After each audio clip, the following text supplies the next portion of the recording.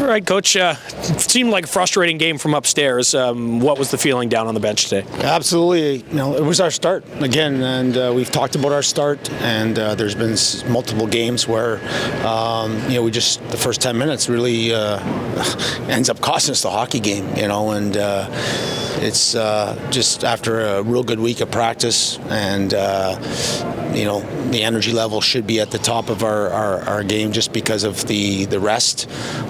It's just disappointing, and frustrating, quite frankly. And that's on all of us, coaches, players. But at the end of the day, they are pro athletes, and they need to find a way to get themselves mentally and physically prepared to play a hockey game. And that was just the biggest disappointment. I mean, Manitoba, nothing special.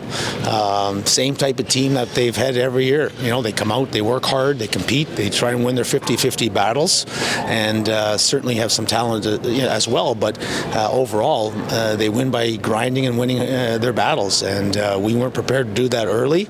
And you can talk about turning the tide in the second period, and but at the end of the day, was it our compete in the second period, or was it the fact that they were, up 5-0? So overall, just a disappointing day.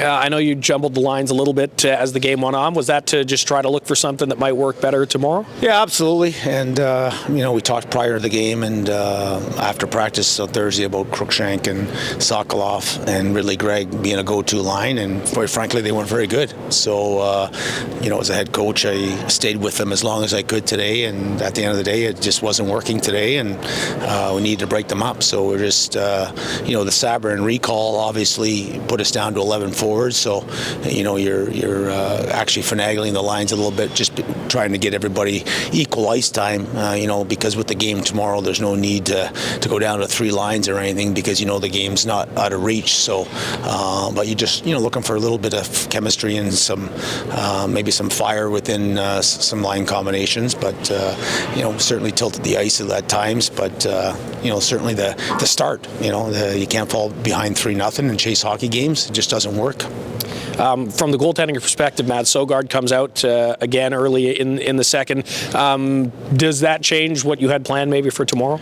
Ideally would have been a split, with Sogard to hopefully get the win today and then Bebo coming back tomorrow. But, at 4-0, just felt that it was probably going back to Sogard tomorrow, so might as well get him out of there. I just didn't think at 4-0 that we were going to have the capability of coming back in that hockey game. So, so it was a little bit of combination of both. Sogard maybe not being at the top of his game, us not being very good overall, and wanting to have Sogard back in the net tomorrow. And if the start is the key thing to fix for tomorrow, what's the advice, I guess, to the players in how to get a better start? Yeah, maybe I got to dance on the table tomorrow at 1:30. But it's just the penalty kill is struggling. And as I said to the players, this penalty killing system and unit last year finished 4th in the league, and it's just lack of execution within the system. And we got to find a way to get the penalty kill back on track, because it's certainly taken momentum away from us, and that was quite evident early again tonight. So penalty killing, the start, is certainly 2 things that hopefully can be better tomorrow for us to try and get the split here. Thanks, Coach. Okay, thanks, Footy.